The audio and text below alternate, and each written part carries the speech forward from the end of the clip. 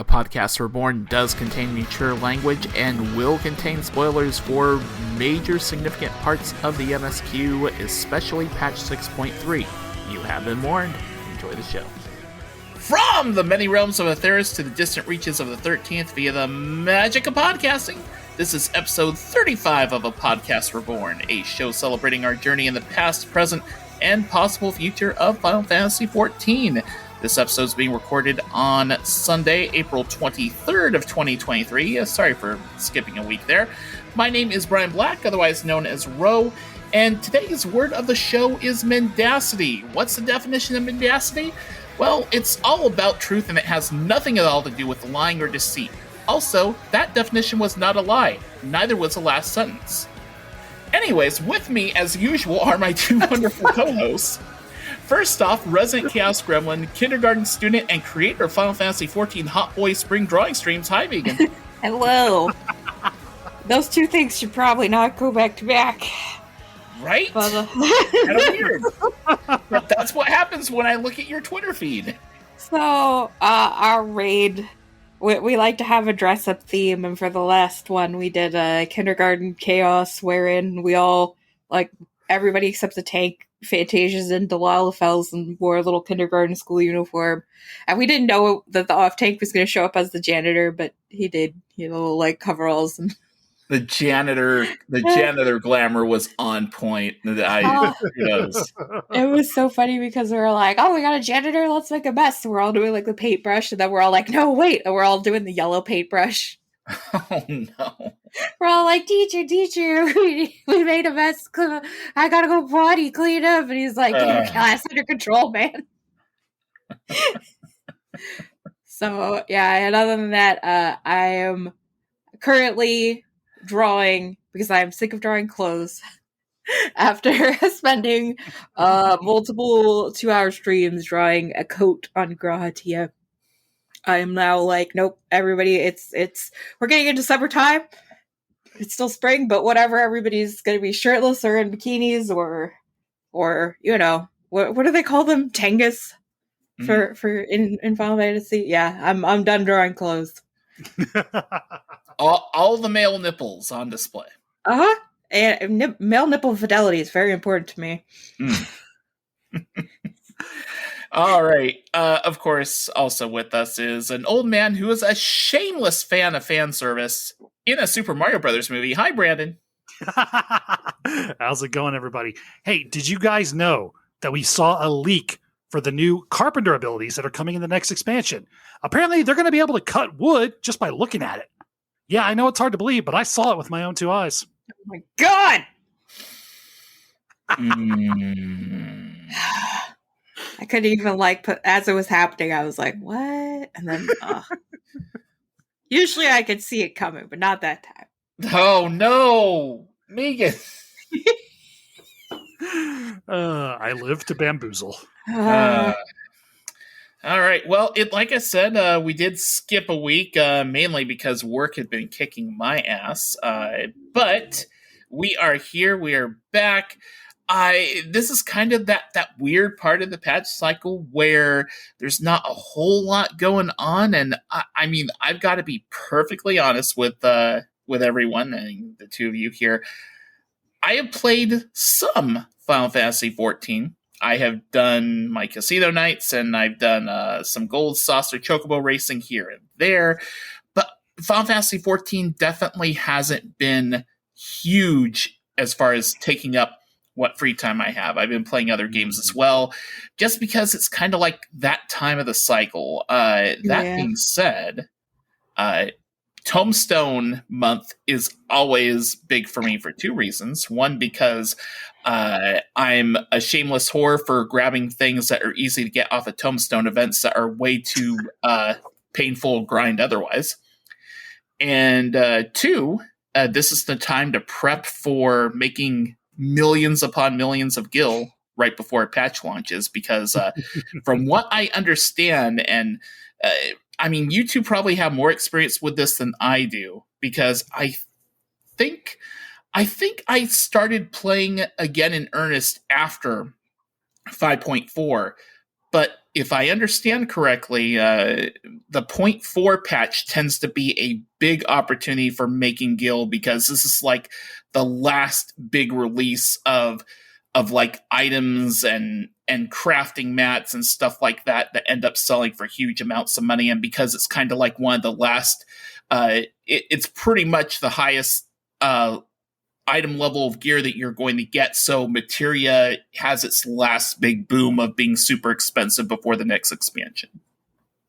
Yeah, I don't know how to make money, so. Well, I mean, the 0.4 patch is the last of the 8-man raid tier, and then pretty soon after we'll get the Savage release of it, and it's also the last time we're going to get crafted gear upgrades. So yeah, it wouldn't surprise me if this is when we see a pretty big spike of stuff available. That's going to make a crap ton of gil, pretty easily if you're going to go whole hog into farming the crafting, the mats for the gear crafting before the market gets a glut. Right. And like, I've been watching a couple of videos on like prepping for patch, and one of the things they say is, well, try to have your currencies up to it capped and stuff like that, because I guess our aphorism, or whatever the highest one we have, the one that's capped right now, is going to become our second tier tombstone, and we're going to have a new high tier tombstone, but those tombstones are still going to be usable to get whatever the new crafting mats are, and those are going to be in high demand. So capping out on tombstones is important. It's bicolor gemstones may or may not be a factor. That's kind of hit or miss, I guess, with these patches, but I'm going to cap out on them since I already have like 500. So what's the cap on those? 1,000. Okay. Wasn't sure. Yeah. Oh yeah, I mean, capping on bicolor gemstones is pretty easy. I mean, hell, when I'm not trying to grind fates, anytime I see an announcement for like the mega bosses for Endwalker, Chi and Davidopia, if I said that right, those give you like close to 100 gemstones just beating those. So very nice. But yeah, so I'm kind of like in this weird place where I don't have a lot to say about like what I've been up to, but I mean, we're approaching the next patch, and I'm getting kind of hyped and stuff, and I'll be in game a lot more during Moogle Tombstones, doing my daily tradition, which I call the daily prayer. I'm doing a daily praetorium, so it's my daily prayer. Oh my gosh. It's terrible. Yeah. Well, and not as bad as your stuff, but. Well, I mean, yeah, game recognized game. Come on. Yeah. But that's pretty much sums up where I'm at right now as far as gaming and stuff goes. So I may need to rely on you two a little bit to carry some of the discussion more, unless we go off on a whole lot of tangents, which, I mean, Megan will take her, I'm sure. For reals, I've only been logging on to, like, raid and plan my raiding outfits, which is kind of crappy because our raid team has decided to call quits until the next tier. Yeah. And you didn't beat PAS, did you? Nope, we did that. And I'm absolutely categorically refusing to pug it, so... I don't blame you. Ward will probably beat it because he has... he's happy just to be there as long as he doesn't have to lead. So, but I'm just like, I hate pugging so much. But yeah, we have agreed to all like play little silly games together during our raid times, so we don't like fall apart and like not come back again. So yeah, I really like them. I really like the team, and I want to keep raiding with them. I'm just like, no, because we were getting really close to finishing phase 1, which is part of why they're like, we have a whole other phase to go through. I'm like, yeah. I'm kind of... I kind of wish that you could do Crystalline Conflict as 4v4 and like it just do a custom Crystalline Conflict where just your full party can do a friendly match. That would be pretty cool. Yeah, that would be nice. But everybody's like suggesting, because we're also having trouble just like finding co-op games you could play with 8 people. because most of them So are you're like, doing stuff like so you're looking for things like Jackbox games or Among Us or stuff like that. yeah. Right now, I think what we have suggested is a game called Pico Park, which I've never played before, but looks adorable. Hmm. Your little tiny cats and you solve puzzles together. But yeah, I don't know. I'm like, well, I don't play a lot of other multiplayer games. Like, I pretty much usually just have my one MMO, and then I have my weird single player sim games that I constantly play, and that you can watch me play on Twitch. Negan does love streaming Beavers live. Oh my god, yeah. My Beaver and Chill streams are my most popular. Timberborn, man, it's a great game, and it's so freaking relaxing. And I was streaming Jurassic World Evolution Part 2, but the problem with that one is apparently the like actual Jurassic Park music is copyrighted, and I can't have that on stream. So I have to like, I know, I have to have it in like stream mode, which means it's not nearly as majestic. Like that music really does a lot of the heavy lifting. But yeah, I really like.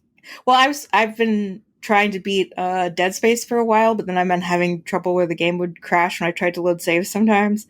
So. Oh, no. Yeah, I still haven't figured out what the heck's going on with that. It's like, you need to update your graphics driver, and I go to my graphics driver, it's like, your graphics driver is up to date. And so I'm like, what?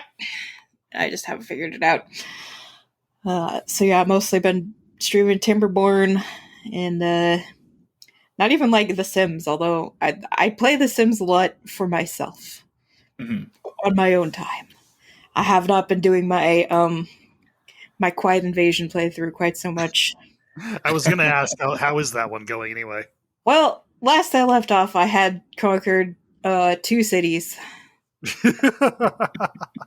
Wow. Out of like 10, 12 neighborhoods, cities, towns. I don't know.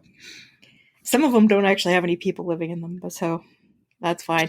I also turned off aging, so they're all babies still. So it'll be babies everywhere, and then I guess I'll turn aging back on and just be like, whoa! Although the way that I used to play this okay, so the challenge that I used to do when I played The Sims 3 was the Manny Manwhore challenge, where I made a sim named Manny Manwhore, and in The Sims 3, it's open world, so you can just like you could just go everywhere. It's not like blocked off in neighborhoods, but you can't travel between worlds. So he had to impregnate every woman on the current, on the map. And then he would like settle down with the last woman and like actually raise the family. Oh my gosh. I don't know what was funny was I had him being the president of a free world doing this. But what was super hilarious is when his kid, who I was now playing, came of age. They couldn't date anybody because everyone was their half sibling. So it was like, I have wiped out this population in one generation. Nobody can have any more babies. So they're all my offspring. Good job. Uh-huh. Wow. Brandon, how about you? Where has your activity been in Final Fantasy 14 or otherwise of late? Pretty much just continuing to farm Manderville weapons. I think I'm up to 3 total on the main and 1 completed on one of my alts. Aside from that, the main thing is I finally got back into the groove of trying to level Monk on the alts just because I've never seen that story. And I got it up to like midway through the 60s and just kind of stopped for whatever reason. So I want to say yesterday, I think I finally got the level 70 story done. So now it's just a matter of grinding 10 levels to see the little, level 80 conclusion. And then that'll be that. I don't know if I'm going to keep pressing to get it to 90 for no story reward when I really don't like the way the job plays all that much, but we'll see. Aside from that, it's mostly just hopping on whatever people in my free company are up for. I was like, yeah, I'll join in for that. Sure, why not? I'm hoping at some point I can get back into the Gwyber hunt because I need 2 more before I get my Mecha Dragon, but apparently it's the 2 that a lot of people in my free company aren't particularly inclined to do for whatever reason. I don't know. I still need the one off of Emerald Weapon and the one off of the Warrior of Light. But yeah, aside from that, not really a whole lot of anything. I've got 1 more Disciple of Handjob to level. Handjob, oh my fucking god. I'm not a disciple. I'm a master. Disciple of I've got- hand job. I've got one more That crafting level. may really have to be the title of the episode, and I'm very sorry for that, folks. That's quite all right. But yeah, just been kind of like quietly logging in the evenings just to chill out and relax because work has been very stressful for me as well lately. And I have to go to the office next week because the bigwig is in town, and I have no idea what that portends, and I'm trying not to freak out about it. Just, All you know, right. like, sit at your desk and go, business, business, business, business. Yeah, And just slap on your keyboard. They'll be Yeah, like, oh, look how hard he works. I just know that the company is about to go public, and I know there's probably some pressure to ease up on costs based on that. And I'm hoping layoffs are involved because I don't need to be laid off again. That sucked. I hope not. Jesus. Shouldn't it be like a good thing, you know? Like that sucks. Like the company is doing well if it's going public, right? So why the fuck would they be like, oh, but now we gotta like lay people off? That's dumb. Capitalism because it's going public, yeah. Because now you have more people involved that are just thinking about them making money. So they're like, well, you need to be as efficient as possible and squeeze every penny you can. So yeah, going public isn't always the best thing for the people working in the company at the lower levels. I mean, for the higher up, sure, but gross. Yeah. Sorry to bring the mood down. That's just today. No worries. It's understandable. I do have a couple ideas for topics I kind of wanted to toss around today. And the first one that came to my mind, and this kind of goes along with what you have been up to, Brandon. One thing that I am very well aware of, especially when we went through our whole, waifu wars and husbando hullabaloo, is that there is, even with as much content as I have played to do the triple triad stuff, there is a lot, and I do mean a lot, of side content that's not part of the MSQ and not even necessarily part of the trial series and stuff like that. But there's a lot of side content in this game that people can easily miss, especially if they end up being one-job wonders for what they play as a main and such like that. So I'm not going to have an answer for this because I pretty much main summoner, although I got Red Mage up too, but I'm curious from you two, what stories, and they can be they can be job quest lines, or they can be entirely different side quest storylines or reputation storylines. What are like one or two storylines that you feel that everyone should try out an experience, that like they may not be part of the mainstream stuff, but they are really, really good stories, and without spoiling it too much, but kind of speaking in like general terms so that people can still enjoy the thing if they decide to go through it. I've got several options to toss out for this. Do you want to start, Megan? Yeah. Well, mine is not like, I think I could just speak for my favorites because I don't think I've got anything that I'm like, you have to do this. It's an integral part of the lore. You'll be sad if you don't know. I don't do a lot of side content. I do like to level jobs, though. And there are several job quests that I really like. I really like Red Mage. Zarun Tia is one of the best boys, for sure. I really like the Dancer quest line. That one is a lot of fun, and I really like the Dancer lore and the literally, like, we have to dance the sadness out of that. It's just so much fun. I also love that they introduce like a rival character who's not actually a rival, and you two are like hyping each other up and like dancing together, and like that's the whole core of the class anyway.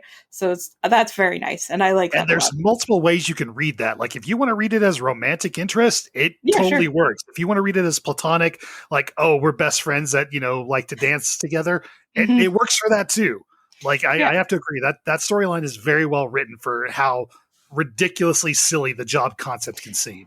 Yeah, and it's cute and it's fun, and I love the freaking the dancer theme. When the music starts playing, you just get really hype, and there's that super cute cutscene at one point where you're just dancing with your best buddy on the hill, or your partner, your rival, and you get the whole, I don't even know what it's called, like the tango of whatever playing, and it's great, and I love it. And I'm trying to think about, I haven't finished yet, but I'm really enjoying the Gunbreaker quest line with I really love the two characters. They're super cute, and I love that every time you go to a different location, the female Viera is like in a different like themed outfit. Her name's Sophie, by the way. Yeah, she's super cute, and the premise that gets you into the job quest is very funny, and I love the idea of a grumpy old catman and his bubbly Viera companion traveling the world. It's cute. I like it. And yeah, I'm just like, just try out job quests. They're fun. I also love the ninja stuff. I know a lot of people don't, but I love nonsense. It is very much anime nonsense. I will agree with that. It's not anime. It's tokusatsu nonsense, which is I don't know what that means. Come on. It's like Power Rangers, like like you the poses and the fighting for justice and all this stuff and transformations. And Karasu is basically just a tokusatsu villain doing his little weird poses and stuff. And yeah, like I find all that stuff to be really fun. And the rogue quests are fun too. So that whole line all the way through is really fun. And of course, Machinist, great, power to the people, bang bang guns. Absolutely. Machinist is likely the next DPS job that I will like continue with. I did the beginning of it, and I think I'll continue doing it because as far as story wise goes, the female character who seems to have like a split personality is Joy. Pretty wild. Yeah, Machinist has some great best girls in it for sure. Yes. And I think Machinist is also just really fun to play as class. So. Yeah, definitely more fun than Bard. Although I really do like playing Dancer. I think Dancer is probably the best of the aiming. But Machinist is just so cool, and I really like the storyline behind it. And I love how that ties into all the Ishgardian stuff. Like I do also just from what I've played of Dark Knight, I haven't finished it yet, but those two quest lines are a really great way to like see the, I don't know what you call it, the underside, the non-royal side, the non-aristocratic side. The not so great side sometimes. Yeah. Or just like yes, we have the Elves and Lords up there and the church and everything. And like, this is what's going on underneath. Like, this is the other side of the city. And it's I don't think that any of the like added jobs that they've put in have really like tied into the overall storyline quite so well. And like, really helped you appreciate the expansion that they came in quite so much. Agreed. But, yeah, that's it for me because I don't do much other side story quests. I was doing the jeweler one and I couldn't stand the fucking sexist robot. Yeah, that guy's a dick. But luckily, you don't have to deal with him much after level 50. So good. After a while, I just started skipping cutscenes. I'm like, nope, I'm over this. I couldn't skip that because serendipity is amazing. Even if she just makes the sexist robot worse. Yeah, I know. Mean to her. But who programmed this? The great thing about her is that she's basically like, "Oh, shut the hell up!" and just keeps on going like it's nothing. I don't even. I tend to skip cutscenes on like even. Oh my god, my brain fell out. On the ones that are jobs where you make things. What is that called? Crafting. That would be a disciple of the hand job. Right. Yes. I tend to just end up skipping cutscenes. Although I do remember vaguely the one where it's like an Eorzean man trying to impress his Hinken in-laws by learning to like make sushi. That was pretty funny. Was a good one. So I'm done. Nice. Go ahead, what about you, Brandon? I'll refrain from doing the obvious raid ones because all of the raid storylines are fantastic. I recommend you at least try to do all of them. For Coils of Bahamut, find someone who will drag you through it on Unsynced. They're all really good. I especially enjoyed the Eden one just because trying to unscramble the mystery of how the actual Flood of Light, the sequence of events happened with it was really enjoyable. I kind of wish they'd gone into that in the MSQ, so getting to see it as the raid was nice. I still consider that part of the MSQ because you have to beat that to get to the next part of the MSQ, don't you? Mm-mm. Really? I thought you did. At no part I really hope nobody's skipping that because that's some very important stuff. Without spoiling it, I will say that I wish I had done that raid much sooner than I had, because there are reveals toward the end of that about the big bad of that raid series. It's like, why was it this? Why didn't I do this sooner? Because the antagonists in that raid series are kind of important in the scheme of things, in my opinion. I mean, I would say that about probably all the 8-man raid series, except maybe Alexander. But yeah, there's, especially Coils, Omega, and Eden, there's just a lot of background lore that ties in so crucially to the MSQ and the world we're playing in that make things make a lot more sense when you combine it all to me. Yeah. But like I said, thinking you meant like the kind of like the Near raid and like the Alliance raids. Oh yeah, the Alliance raids. Although I would say the current Alliance raid is definitely worth playing. Agreed. Yeah, the Mists of the 12 is the first Alliance raid series that I would basically be like, oh, this story is so good to the point you really should do it. The Heaven's Word I'll kind of give you, but that's just because I like the Sky Pirates. But yeah, Nier was a colossal disappointment to me, and yeah, I mean, I didn't play any of the Nier games, and I thought this would be like a good way to get invested in the story, but absolutely not. It's just the vibes, man. They just imported the vibes. Yeah, well, I enjoyed the vibe of playing the actual raids, but the story itself surrounding them, kind of trash. Oh, come on, you didn't love the little potatoes? They were so cute. I loved them. No, they were not. They were not cute. They were annoying AF, and they never made them not annoying. Oh my god, you have such a low tolerance for anything. I have a very low tolerance for people who are designed to get on the player's nerves and don't provide any sort of redeemable change to them. But they did. She did. She saved the world, and she went through it. She went to the other side to like, oh my god, what the hell would be redeeming to you if she like came over and gave you a back massage and was like, "Sorry, I ever said anything mean to you?" Yes. Oh my god. But moving on from the raid storylines, I will say quick tangent. Did you ever play Final Fantasy 13? No. Okay, then I can't ask the question I want to ask. Go on. I will echo what Megan said, that a lot of the job storylines are really good. Machinist is extremely underrated. Dark Knight, obviously everyone talks about to death. I kind of enjoyed the Summoner ones, although I understand why some people don't particularly care for them, but I just really like Summoner lore.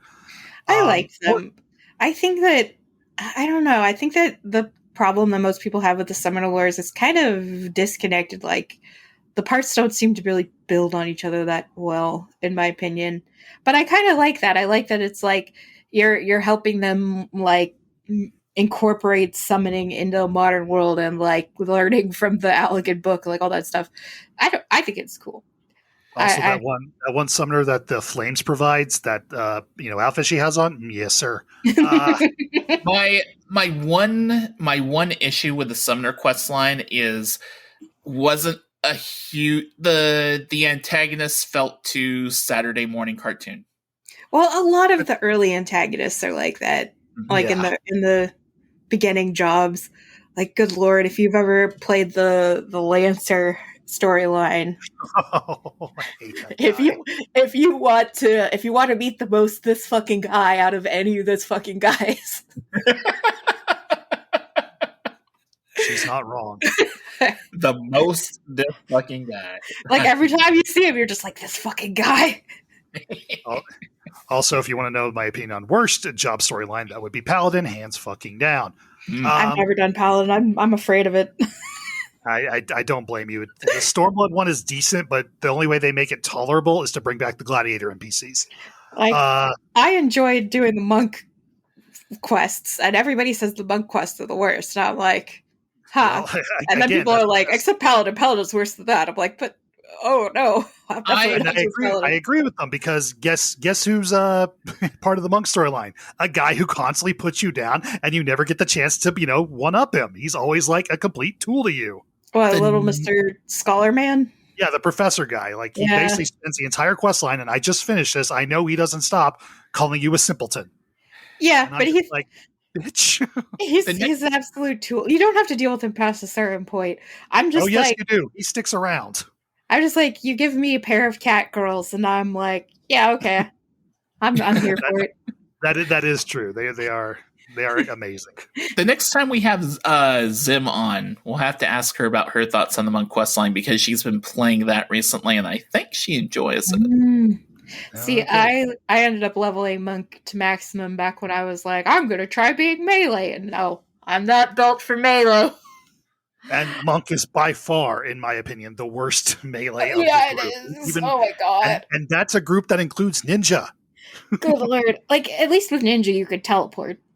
And like with Monk you can charge, but you can't get out, and like, I just had so much trouble with the positionals and the like all the buffs you have to maintain. It's like, I know that Ninja's supposedly like that too, but Jesus Christ. If I have to melee, it's gonna be Reaper. Yep. Oh, also Reaper Quest is fucking great. That one is also pretty good. I think both that and the Sage one, even though they're only like a single 10-level spread, were both really, really entertaining. Mm-hmm. As far as crafter storylines go, I want to give a shout out to one of my favorite storylines in the whole game, and that's the Heavensward blacksmithing quests. If you've ever done them, you understand. But there is an NPC based out of Ishgard who suffers a lot of just really crappy things that happen to her. And despite all that, she never loses sight of the person she wants to be. And you're able to help her realize her dream on multiple fronts. And it's a great, uplifting, feel good storyline. I really enjoyed that one. Nice. I will always be an advocate for the idea of the Shadowbringers and Endwalker role quests. Everyone should do them. Shadowbringers ones especially are really, really good, and they feel like they do the same thing that Eden does. They bring another plot thread that they dangle in front of you and say, all right, here's a cool, fully fleshed out storyline to resolve around that. And to make it even better, there's some stuff after you do all of them that incorporates characters that are very tied into the 13th and the Void. Considering that I am currently Fantasia'd into a Lalafell, I might be tempted to try and level Dark Knight and then finally finish the tank quest that I never finished for Shadowbringers. Because there's something I love more than a Dark Lalafell. And I mean, like I said back in our Husbando Hullabaloo, the tank role quest NPC for Shadowbringers is one of my favorite people in the game. So I highly recommend that one just for that reason. Endwalker is not quite as I don't know how to describe it. Like Endwalker, you basically meet a bunch of people you've interacted with before who don't necessarily have a spotlight place in the Endwalker MSQ. Mm-hmm. So it's great to go back to some of those folks and say, all right, hey, here's how we're dealing with all this crap that's been going on with the final days and everything. Although you do have to interact with some folks that me personally, I'd rather not ever deal with again. Cough the freaking melee one, cough the tank one. I did enjoy going back to Ishgard for the I've done ranged physical and I've done ranged magic. I was doing melee as a monk before, like I just gave up on melee entirely, but I think I should go back and finish it. But I still haven't gotten a tank leveled up, but I might. I feel like I should. But I think that my Gunbreaker is closer than my Dark Knight. But I do want to see the Dark Knight story, so maybe since we're not raiding, maybe I'll do that. I don't know. Maybe I could even stream it, but who cares about just watching someone level? I don't know. I I also want to give a shout out to one of my favorite side quests in the game that has little to nothing to do with the plot, and it does require you to do all of ARR Hildebrand to unlock it, which is another negative in its favor. But the Scholasticate quest chain in Ishgard, Oh, that is Yeah. just stupidly I gotta do that. fun, and you get a chance to interact with a certain NPC from the Hildebrand ARR chain who is basically, he's a lot more interesting because you don't have to spend all the time listening to him complain about how irritating Hildebrand is and going, I know, same, but You so know, yeah, I think those would be my picks for side content that I think everyone should do. Did you get an emote out of that? Like the glasses pushing? You do. And a pair of Nice. glasses, too. Oh. the next question I want to ask you two, and this is one that I'll probably have an answer to if I think about it. I gotta add one more. Sure, go ahead. The scholar job quests Ooh, yes. are really fun and really cute. And if you like Lalafels and if you like slight spoiler Todd Berries, those are great. Those are great. And that is a lot of background lore to learn about, just the history of the world and everything. And it's cool. And I love the little, what is it, like Tolka? The little Alka-Sulka. yeah, the little Lalafell Yeah. that you run with that does all the quests with you is just the freaking cutest. And He is pretty great. I love him. I will caution you that once you do the level 80 quest for Scholar, you're going to spend a whole lot of the rest of the MSQ going, wait, I did something here that can help with this. The number of times I'm like, but I can fix this. I've proven it. And the fact that there's no integration there kind of annoyed me, but there's nothing that can be done about that. I understand that. No, yeah, Okay. I highly recommend it. It's cool and it's fun and everything's cute because it's fairies and tonberries and Lalafels. What more do you need? Well, considering that I have Summoner maxed at 90, I can do the Scholar quest line pretty much whenever I freaking want to, so I will definitely keep that in mind. Yeah. All right, the next kind of discussion topic question I have along similar lines here is, so those are stories that people should definitely check out and experience and stuff like that. But with Endwalker in a way kind of being like the end of this volume or book of Final Fantasy XIV as far as like the whole Highland Zodiac saga and all that stuff, and there's a lot of things have had resolutions. I imagine there's got to be a number of certain plot threads, whether they're from the MSQ or whether they're from side quest content, stuff that has not been entirely resolved or questions you might have. I'm curious of regarding content that's not able to be found in the game because it just hasn't been made yet. Are there any burning questions that you have in regards to certain characters or story or lore that you're hoping will get sometime down the line, whether it's before the end of Endwalker or maybe in the next expansion? Arvine and Gaia dating. Can I come to their wedding? I want to officiate their wedding. What are you talking about? Yeah, totally. Word of Light officiating their wedding? Perfect. But I want to be able to bring Thagred and Urianger so they can walk Reen down the aisle as her fathers. I really, and the weird thing about that is I honestly think that that's a possibility.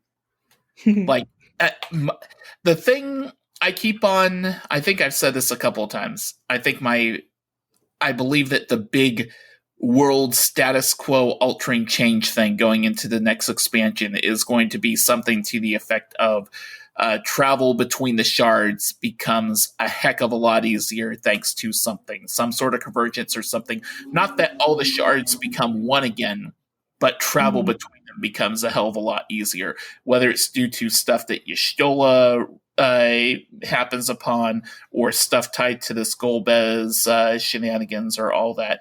But I feel like travel between the shards is going to become an easier thing or a bigger thing, and that would allow for for a storyline where Thancred and Urianger go to see Reen and Gaia again. So who knows? Yeah, I still have the like hope / theory that like we'll experience like a time skip, and then the two like adult Gaia and adult Reen will just like come out of a interdimensional spaceship to like save us in our time of need.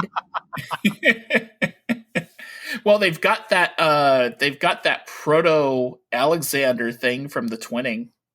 Mm. Yeah, but we blew that up. Well, I mean, is that necessarily canon that it was blown up? I mean, I did the twinning ad nauseum during that expansion, didn't you? Maybe I love that dungeon. Chicken tenders are ready to fry all the time. There you maybe go. we'll end up we'll have like a highway through 13th somehow, because they seem to be able to pop up anywhere they want. Not wrong. All right, so kind of catching up with characters on the first, especially Reen and Gaia. I can see that being a big deal, especially because there were a lot of good things about Shadowbringers. Like, of course, there are people like who wanted to Y'shtola and Runar. I'm saying, like he. I'm not convinced that that's not a one-sided crush. Like, I agree entirely. I think that she may have toyed with him a bit, but I don't believe that. Like, I don't know. Also, I just don't know if like Y'shtola would ever admit to being in love with anyone, no matter how much in love with them she was. Like, she's very spicy. She's willing to throw herself into the live stream. I don't think anyone who's that willing to just throw herself into the live stream that was for the whole village. That wasn't just for Runar, okay? That was for like all the people that got poisoned. No. But that's my point, though, is that it's like she shows affection through action. She doesn't do it through words. Yeah, and her words are generally slapping you on the ass and calling you a good boy. Or I am not interested, little son. Try it. Yeah. There's a character. There's a character and storyline. I want to revisit Sadhu and all of them over there, because did you finish your island sanctuary? No. Oh, okay. Well, you might want to do that. Really? Mm-hmm. Yep. Interesting. Wait, Brandon, you finished your island sanctuary? Oh, hell no. I have no qualms about watching cutscenes on YouTube. I was going to say, since when did you get it? Okay. Understood. You get far. It's like to get the glamour items, you have to get that far in the quest, and you will get some visitors, tourists. I really need to do Island Sanctuary stuff. I think my Island Sanctuary is still like rank 4, and I know it can go up to 12, and 6.4 is probably going to add a couple more ranks to it because it has a whole new freaking landmass and stuff. So I just got really obsessive with getting the rare pets, but I haven't been really into it for a while. Yeah. If I didn't end up getting a house, I think I probably would have been playing a lot more Island Sanctuary. That's the weird thing, right? Because that makes sense. It's weird though, because Island Sanctuaries really aren't replacements for housing. No, they're not. But it's like not yet. Housing is like it just takes a lot of your time and energy and like focus to like get all the things that you want for it, and then make sure that you're placing them exactly right, and then you actually run events in your housing. Which, you'll be able to, with the outdoor furnishings that they're going to let you place now, right? Like so many outdoor furnishings, I think it's going to become more of an option. But yeah. Do you think there's going to be any island paradise brothels? No private rooms, though. No private rooms, though. So, I mean, they're just doing it all. I mean, that's basically like going to a nude beach or something. Yeah, man. It's a health club. Elf Club. Jesus. Oh my lord. What about you, Brandon? Unresolved plot threads you want to return to? I know we've kind of done a bit of it to death, but I really would like them to push the story forward with Midgard Sormer and Omega.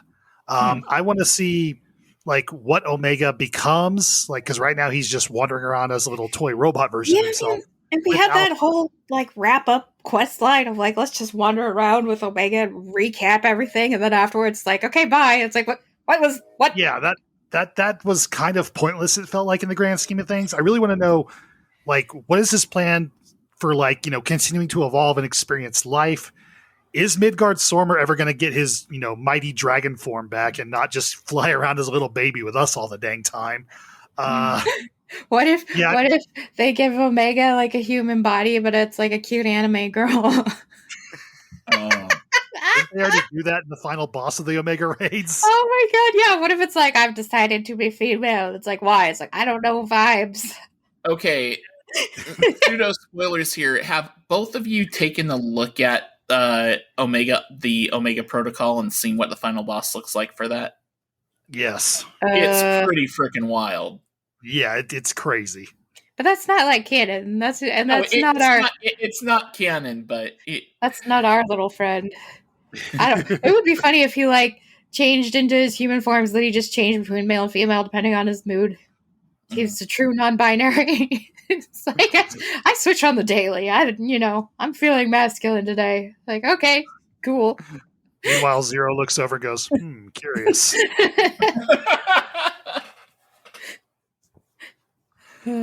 That's allowed? Yeah. Yes, that is allowed. I think with the resolution of the frickin' Vritra and Ashdaya story potentially coming soon, I hope, and the fact that Tiamat is free, but we don't really know what she's up to. I would like to see more of like Midgard Sormer and all of his kids going like, all right, let's get together and figure out what we're doing about Maricidia.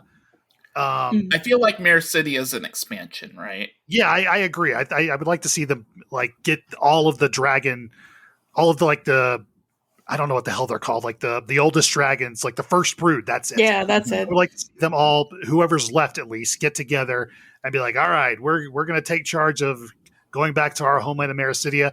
Hey, you helped us out a bunch with all of our problems. You want to come with in case we need your help? Like, yeah, sure. What the heck? You guys are awesome. Love dragons. Let's do this. Yeah, I mean, honestly, if we were to do a prediction show for FanFest, and we will be doing a prediction show for FanFest, by the way, because I did love myself some BlizzCon Azeroth Roundtable prediction. I was going to say, why am I getting Azeroth Roundtable flashbacks here? Oh, I'm bringing that to this show. You get ready. Oh. We will have points, and the three of us, and I'll have Ward in on it too, and at least four of us will be vying for that title there. Just as long as John doesn't come on and insist he won every year. I'm thinking about it. We'll see. We'll see. But I'm going to say I feel like the odds-on favorite for setting of the next expansion is Maricidia, and it's either going to be Maricidia or the New World, right? Mm-hmm. I feel like it has to be one or the other, unless they throw a big curveball and they say it's another shard, which is a possibility, but I think a low odds possibility. I think we still explore more of Aetheris. Yeah, I agree, especially after that whole tangent Silk went on at the very end of Endwalker. I definitely say I have Maricidia ranked higher than the New World, just because we know a little bit more about it, and there's more to be interested in, more plot threads to grab a hold of there. Oh yeah, and also like Silk like called out like, do you know what's beneath the ocean and blah blah, and then we went there, and so I'm thinking like he might have just like actually laid out the plan, the roadmap. Damn it! Yeah. Now I'm following it. I'm gonna have to go back and listen to it and see if we've hit each thing in order yet. That is a good question. But yeah, so for me,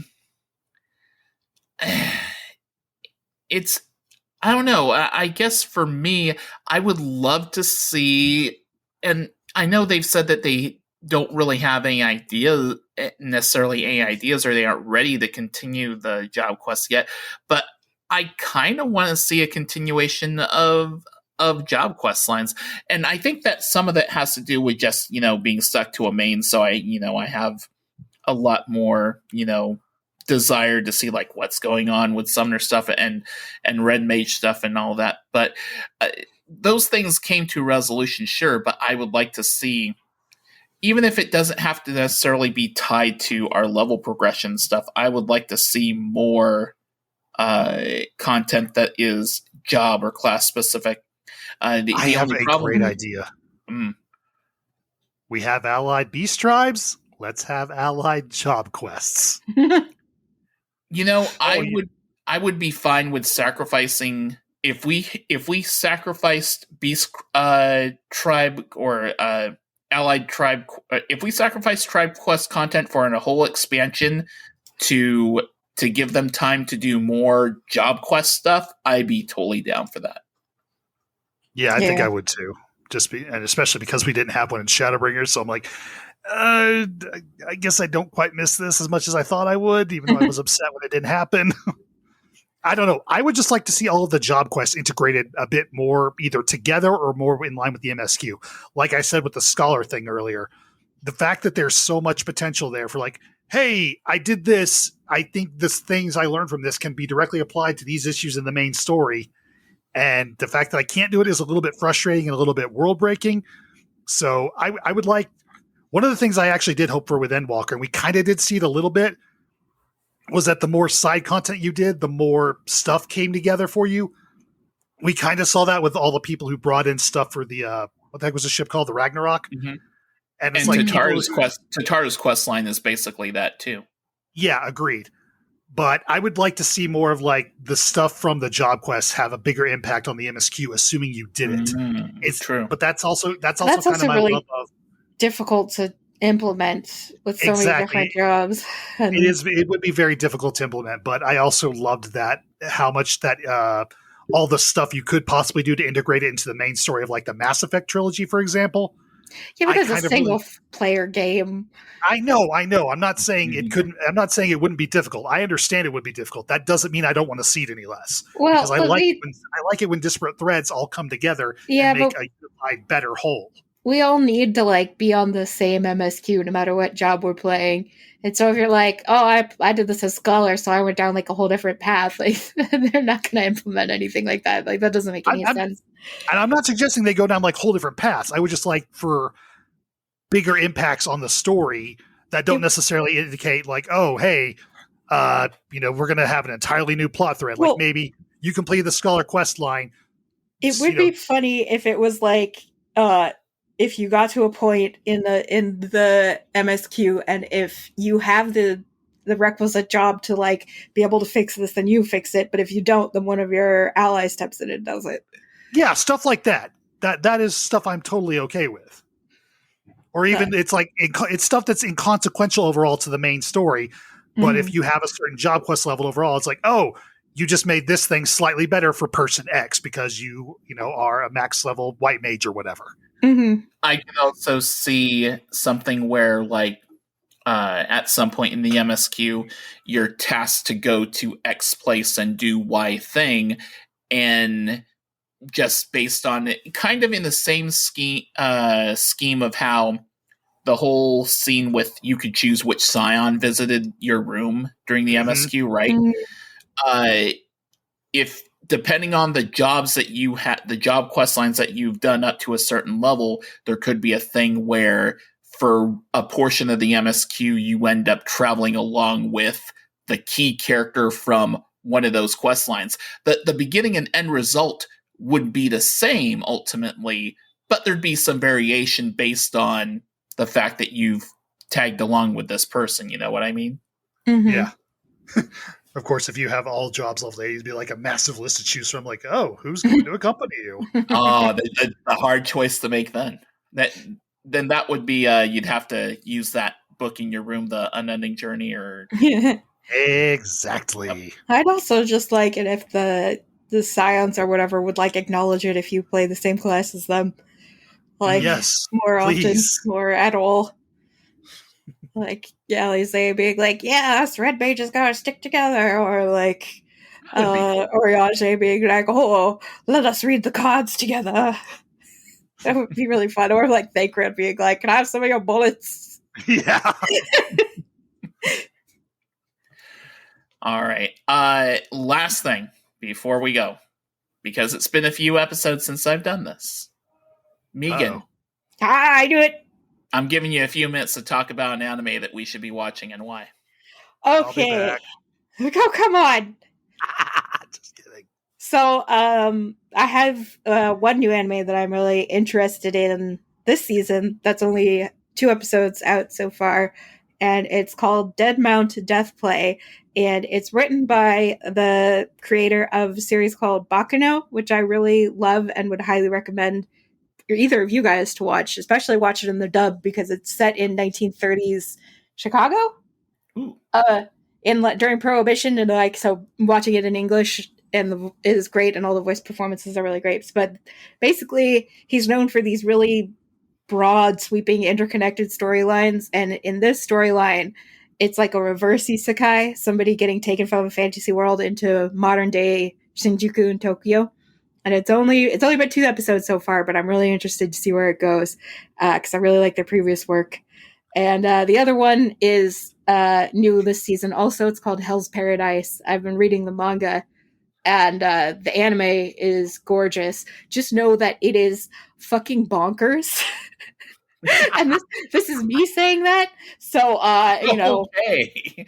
If you think it's fucking bonkers, that's like S tier. If you like oh shit moments, I don't think that Hell's Paradise can be beat for that. I don't think I've had so many oh shit moments that's like Chainsaw Man, but I would say this has maybe even more than Chainsaw Man. Wow. But it takes place in like Warring States, Edo period Japan, and all of these criminals that are sentenced to death are competing to get a pardon by going to this island that they just discovered, and they think it's heaven. It's like the afterlife. They think that there is an elixir of immortality on the island, and that the emperor wants it. So he takes all these criminals. He's like, one of you bring me back the elixir, you get a pardon from your death sentence. But the last crew that he sent there to try and find the elixir, only one of them came back, and his entire body was sprouted with flowers, and he's gone. He's like completely comatose, and it's a lot of body horror. It's a lot of action. It's a lot of really extreme action. A lot of katana, ninjas, sword fights, like martial arts, but also just like fucking nuts. And I'm really enjoying the manga, and the anime so far has been a very good adaptation. So that's my other recommendation. That's awesome. I have a dumb question. Sure. If the emperor basically told them, bring me this elixir of immortality and I'll give you a pardon on your death. Yeah, why don't they just drink it? Yes. Because each of the convicts, the criminals, has an expert executioner accompanying them, and if they disobey any rules, they will instantly get their head chopped off. Understood. Okay, so it's immortality, but not, it's just you won't age. It's not, you can still be killed by your head being chopped off, a la Highlander or whatever. Well, it's also like they're supposed to be doing it under duress of the executioners there, but also it's not the best thought out plan. And it's one of those, like, it's not technically a death game, but it's totally a death game anime. And it's one of those things where it's like the rule of cool is the most important. Like, I'm not saying that it's not logical. I'm not saying that it breaks its own rules. I'm just saying that, like, it's very bombastic, and like things that will happen that will make you go, whoa, what the fuck? But then you'll be like, oh, that was cool. But then also like, oh shit. So that's what I like about it. All right. And yeah, also just the main character is ridiculous. He's like a super special ninja, and he gets injured. I'll tell you, like, the very first scene is that he has been captured and he's up for execution because, you know, he's an evil ninja. or people they think he's an evil ninja. He's been assassinating people, and they go to chop his head off with a katana, and the katana breaks on his neck. Okay. So, Okay, then. you can just imagine how it goes from there. So yeah, well, that's a good one.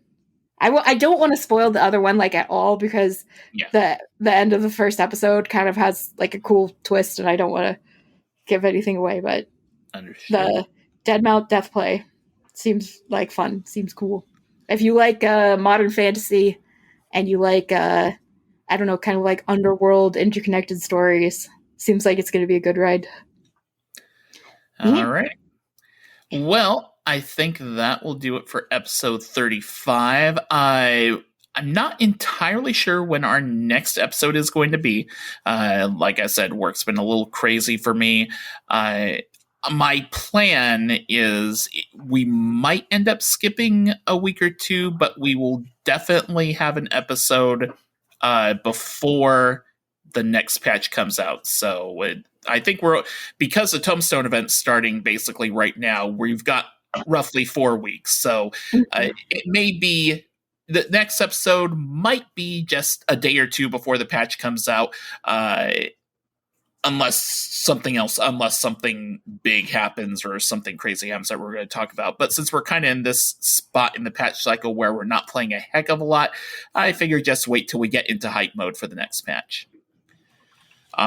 Until then, Brandon, where can people find you?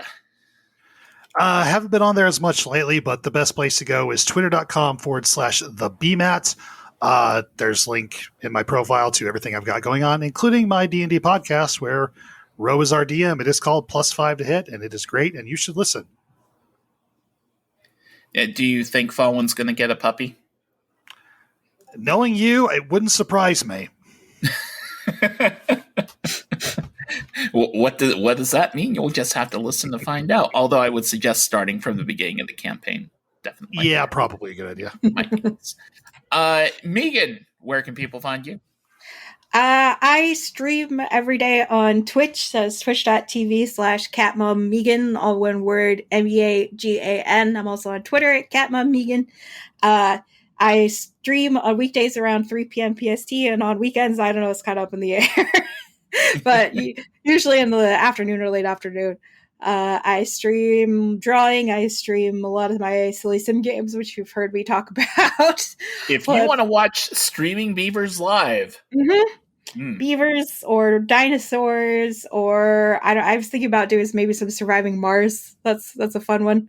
Rebuild a colony on Mars, or who knows? Maybe I'll just go back to Dead Space, and you can come watch me scream and run in circles.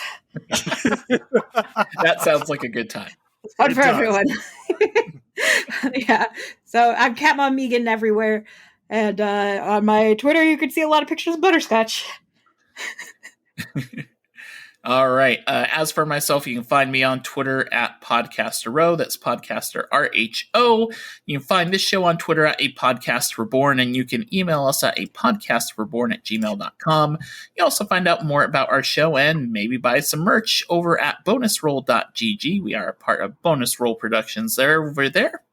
The theme for our show is from Alex McCullough's wonderful music that he has done for just fan music for Final Fantasy XIV. Do check out his YouTube channel for more great music. Link to it can be found in the notes for this podcast. And of course, any of his music or any other Final Fantasy XIV derivative music you hear on the show belongs to Square Enix, and no copyright infringement is intended. That's going to do it for episode 35. For Megan, for Brandon, and of course for Her Royal Highness Butterscotch, this is Brian Black. Until next time, may your loot rolls be high, your glamour fantastic, and your duties always complete. Brandon. How does the alchemist keep his wife happy? Elixir. Oh! No! That is not a dad joke. Wow. Goodbye, everybody. Jesus Christ. I mean, it's not as bad as a disciple of handjob. That's what she is. It could be a dad joke. I consider it my responsibility as a dad to keep my wife happy. Oh my God, no! No! All right, we're done.